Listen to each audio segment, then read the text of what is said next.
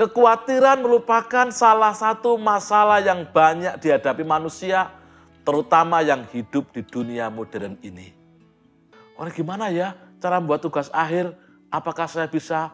Karena ia berfokus pada kekhawatirannya, maka tugas akhir itu tidak dikerjakan.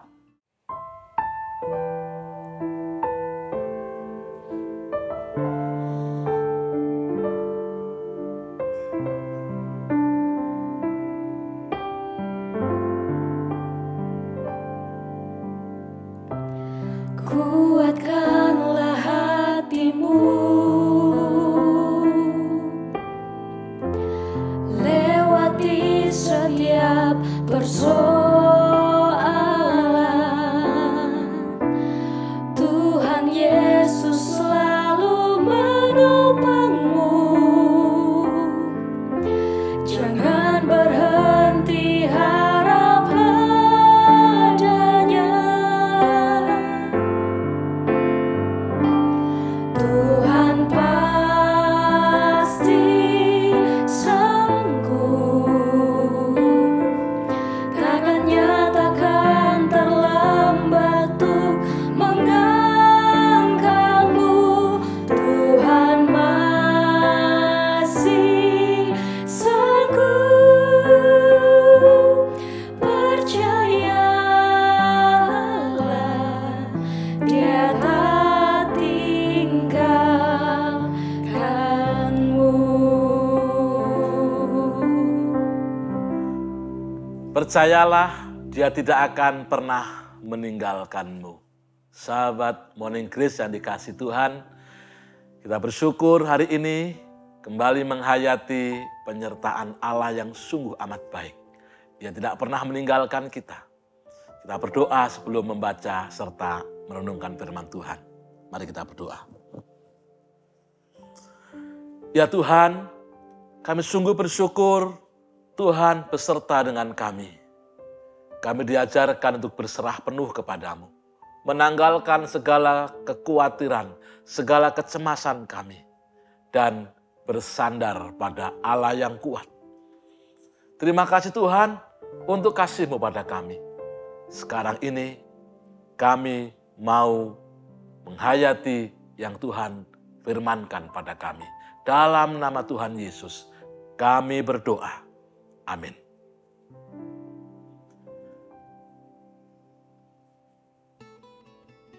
Injil Matius pasal 6 ayat 25 pasti sering kita baca. Dan karena sering kita baca, maka pentinglah buat kita untuk menghayati dan mempraktikannya dalam hidup sehari-hari.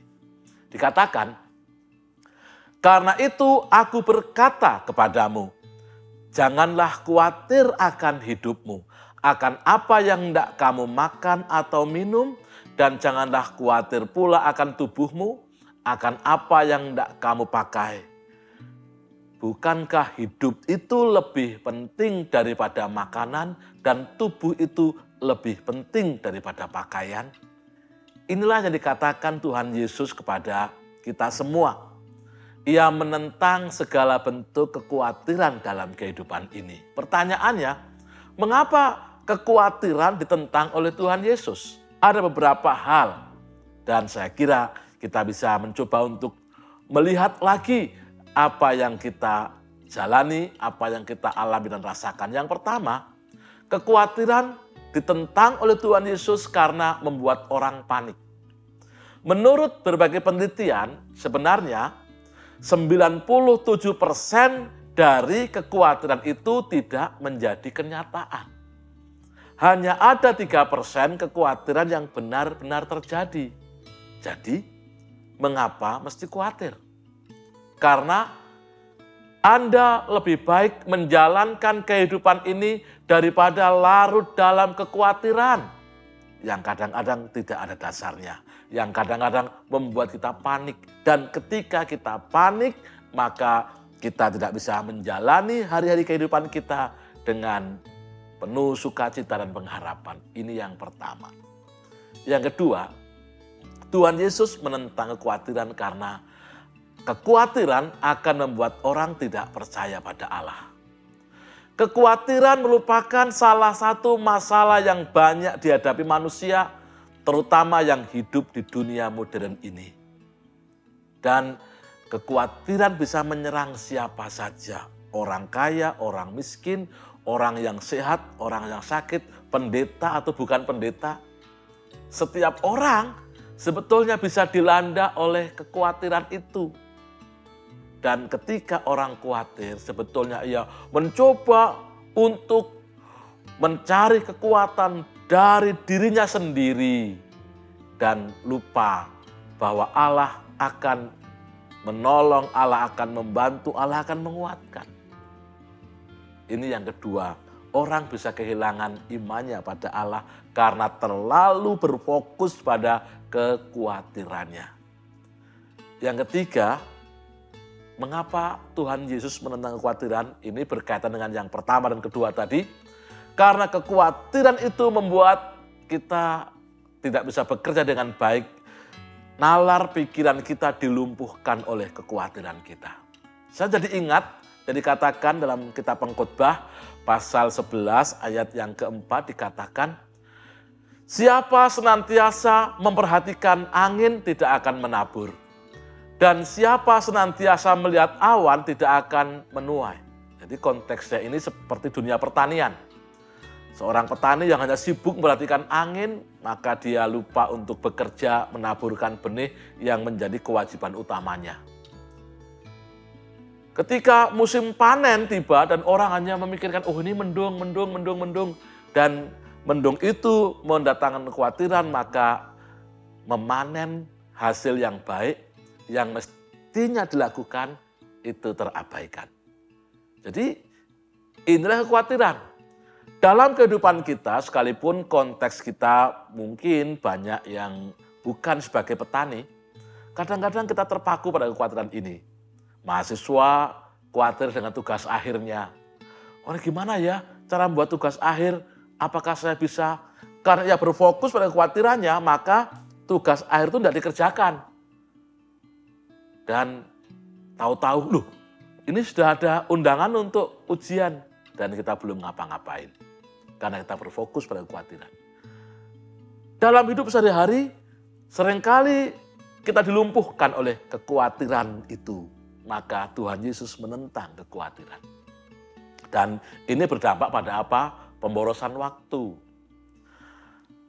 Kekhawatiran membuat kita terbebani oleh banyak hal sehingga tanpa disadari kita membuang-buang waktu. Kitab suci berkata, janganlah hendaknya kamu khawatir tentang apapun juga, tetapi nyatakanlah segala hal dan permohonan dengan pengucapan syukur. Damai sejahtera Allah yang melampaui segala akal akan memelihara hati dan pikiranmu dalam Kristus Yesus. Itulah makanya Tuhan Yesus menentang kekhawatiran. Nah, pertanyaannya, kita tahu semua ini. Yang tadi disampaikan juga sering kita dengarkan. Praktiknya bagaimana? Mempraktikkan supaya kita ini tidak terjebak dalam kekhawatiran. Cara yang terbaik adalah kita benar-benar melepaskan semua kekhawatiran itu dan berserah pada Tuhan Yesus dengan iman bahwa Tuhan menguatkan kehidupan saya. Aku percaya Tuhan senantiasa menuntun langkah-langkah kehidupanku. Maka kuatkanlah hatimu, lewati kehidupan ini, karena apapun yang terjadi, Tuhan akan beserta kita. Mari kita berdoa. Terima kasih Tuhan Yesus, kami mengalami Engkau dalam kehidupan sehari-hari. Dan Tuhan menguatkan kehidupan kami, sehingga kami diberi kemampuan yang baru setiap hari, setiap saat. Ajarlah kami untuk berpegang teguh pada janji-Mu ini ya Tuhan. Dan kami belajar untuk melepaskan kekhawatiran, mengganti dengan penerimaan, dengan iman pada Tuhan. Terima kasih Tuhan, kami akan menjalani hari ini di dalam tangan kuasa-Mu. Kami percaya Tuhan beserta dengan kami. Dalam nama-Mu kami berdoa. Amin.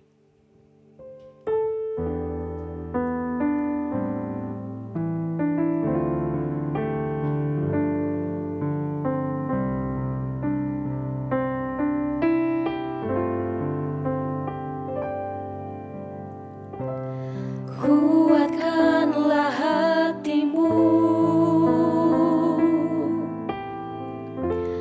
lewati setiap persoalan. Tuhan Yesus selalu menopangmu. Jangan berhenti harap padanya. Tuhan pasti sanggup, tangannya takkan terlambat untuk mengangkatmu. Tuhan masih sanggup, percayalah, Dia tak tinggalkanmu. Sahabat, percayalah Dia tidak akan pernah meninggalkanmu. Dan karena itu, jangan kamu khawatir. Tuhan memberkati.